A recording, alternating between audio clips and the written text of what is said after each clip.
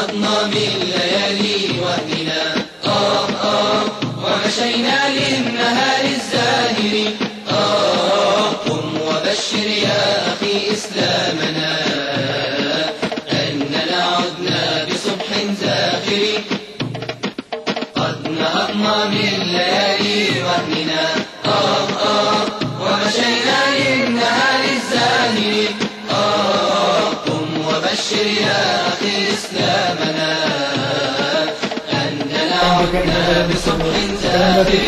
هذا بعيدهم ينكثون. قالوا ونادى فرعون في قومه قال يا قوم أليس لي ملك مصر وهذه الأنهار تجري من تحتي. يعترفوا يقول هذا لقومه وهم يعلمون هذا. أليس لي ملك مصر هذه الأرض المباركة الخصبة الممتازة هذه ديالي ملكي لا ينازعني فيها أحد. أليس لي ملك مصر وهذه الأنهار تجري من تحتي المياه والماء. الماء كما تعلمون هو سبب كل حي وجعلنا من الماء كل شيء حي. وهذه الأنهار تجري من تحتي. العلماء يقولون بأن مصر إنما فيها نهر واحد وهو النيل. وهذا فرعون هنا يقول هذه الأنهار تجري من تحتي أفلا تبصرون. ما تكتبوا شيء. هذه الرؤية بصرية. هذه الأنهار تجري من تحتي. قال لك الخطب سهل. النيل هو شريان الحياة. النيل المبارك هو الكبير. ثم مصري من زمن قديم أخذوا يخرجون منه الترع اللي يقولون الآن فروع من النهر تتخلل قراهم ومدنهم. والآن يقولوا لا الترعة الفلانية في دمياط وفي كذا يعني في المدن اللي هي قريبة من النيل كلها تصلها هذه الترعة. وهي ترعة كبيرة فيها فوق الكفاية من المياه.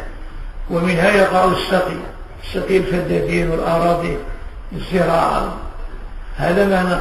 وهذه الأنهار تجري من تحت يعني من تحت قصوري ومعاملي. هذا الكلام هذا يدل على أن فرعون كان عنده قصور ومباني ضخمة وأنها كانت مبنية على هذه الترع وهذه الأنهار المتفرعة من النيل وأنها كانت تجري تحت قصوره. فكان يراها تدخل إلى رياضه وإلى بساتينه وإلى نخيله إلى آخره. ولهذا يقول لهم أفلا تبصرون. وعليه هو يقول هذا باش يحط على موسى عليه السلام ويرد عليه بهذه العقلية الفرعونية مخصرة. أفلا تبصرون أمن هذا الذي هو مهين ولا يكاد أم أنا خير من هذا الذي أنا خير. أما العلماء يقولوا أم هنا بمعنى بل وبل حرف إضراب. بل يعني اسمعوا أنا ماشي هيدا أنا خير من هذا. أنا عندي هذه الأمور هذه. أنا أملك مصر كلها وهذه الأنهار كلها ملكي وتجري من تحت قصوري ومعاملي وأبراجي ومدني. أما موسى فهو فقير لا مال له ولا معرفة ولا قوم ولهذا عبر عنه أخزه الله بقوله مهين. أم أنا خير من هذا الذي هو مهين من المهانة يعني حقير. والله ما هو حقير إلا فرعون وقومه. أما موسى فهو كبير وعظيم الشأن ورافع القدر عند الله تعالى. فكيف تلحقه المهانة؟ ولكن هذا منطق الفراعنة ينظرون دائما إلى الناس من فوق يستعلون عليهم ويحتقرونهم. أما هذا الذي هو مهين ولا يكاد يبين بالتي كان واحد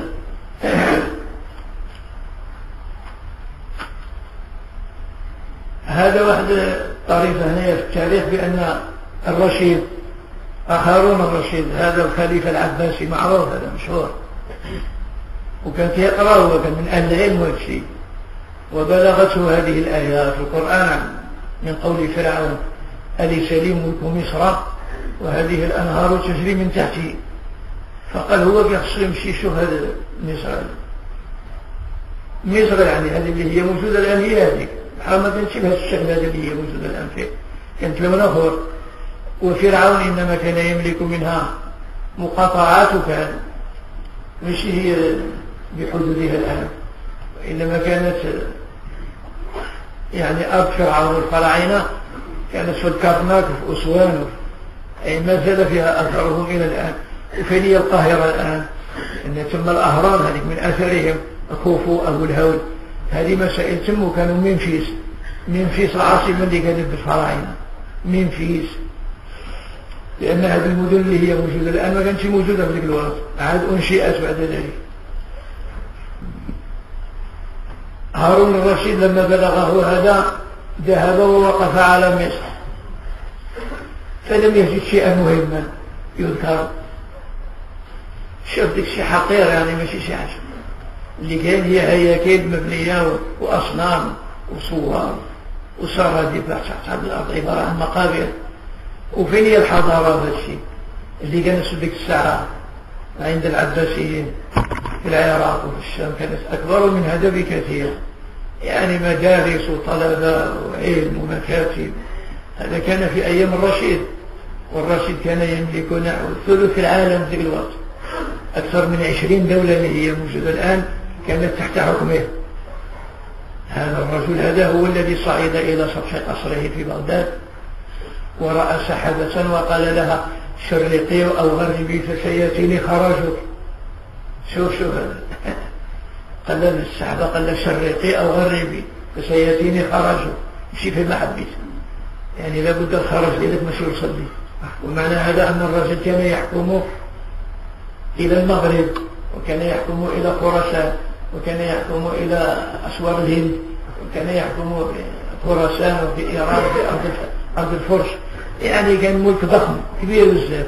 ولما سمع الله تعالى في القرآن يقول، يعني يحكي عن فرعون أنه قال أليس لي ملك مصر وهذه الأنهار تجري من تحتي، هذا كلام ضخم منفوخ يدل على شيء كبير. فذهب الرشيد ووقف إلى ذلك ووجد شيئا حقيرا، فرجع إلى بغداد وقال والله لا أولي عليه وعلى أرضه، ماشي هو كان مشارع، والله لا أولي على أرضه إلا على أخص الناس عندي. شاف الخصيب، والخصيب كان عنده مكلف بالمغلوظ، اللي يقول عن أكثر المقصد أنه يطيب الوضوء. قالوا واش انت لأنك كان عيناك تكون والي على مصر، اذهب إلى مصر. يعني هذا باش يدلل على الاحتقار ديالو هذا الأرض اللي كيقول أليس لي ملك مصر، سيفقد واحد من أحقار عبيده الحكمة. وبعد ذلك جاء دور عبد الله بن طاهر. عبد الله بن طاهر من القواد، من عظماء القواد عند العباسيين، فعينه المأمون وليا على مصر. قال فذهب إليها ودخل، فلما وقف عليها وتأملها وشاف ذيك الناس ديالو ذاك الشيء قال والله لا أمكث هنا، ورجع بحاله في الساعة ما بقيش حتى نهار. هذه الأرض ما صارش ما عندي ما نبل فيها. يعني لأن هذا المهانة بقت لحق فرعون إلى أن جاء الإسلام وجاء هؤلاء المسلمون فعاملوه بمثل عقليته واحتقروه وأهانوا أرضه. أليس لي ملك مصر وهذه الأنهار تجري من تحتي أفلا تبصرون أم أنا خير من هذا، أم أنا خير، يعني بل أنا خير من هذا الذي هو مهين ولا يكاد يبين. يعني واحد قضية عاود مهمة يوجدوها الإخوان الطلبة في كتب التفسير، وماشي يشوفوا ذيك الضريبة هذيك اللي هي ما انتبهوا لا شيء. المفسرين ما انتبهوا شيء، بل كانوا كيحكيوها من باب التقليد، يعني اللاحق يقول عن السابق المعنى كذا وكذا، من هذا الذي هو مهين ولا يكاد يبين، ولا يكاد يبين ما يستطيعش يفصح، ما هو فصيح ولا بليغ، بل فيه عي وحصر. كيف قلت انتنا تلعتم يمكن فيه عي وحصر في لسانه، وهذا كنت عرفه هو موسى عليه السلام، لأنه دعا الله تعالى من أن يكلف الله تعالى بالذي سلقت واحلل عقدة من لساني، واحلل عقدة من لساني يفقه قولي، واجعل لي وزيرا من أهل هارون أخي. هذا كان فصيح وعلى خلقته وفطرته. اشدد به أزري وأشركه في أمري. واضح. هنا يقول في هذه الآية الكريمة أمن خير من هذا الذي هو مهين ولا يكاد يبين. إيش معنى ولا يكاد يبين؟ بعض المفسرين قلال اللي هما يعني قارين التاريخ وفاهمين قالوا مثل الشيخ جمال الدين القاسمي شيخ شيوخي رحمه الله يقول في محاسن التأويل في تفسيره يقول وذلك لأن لغته عبرية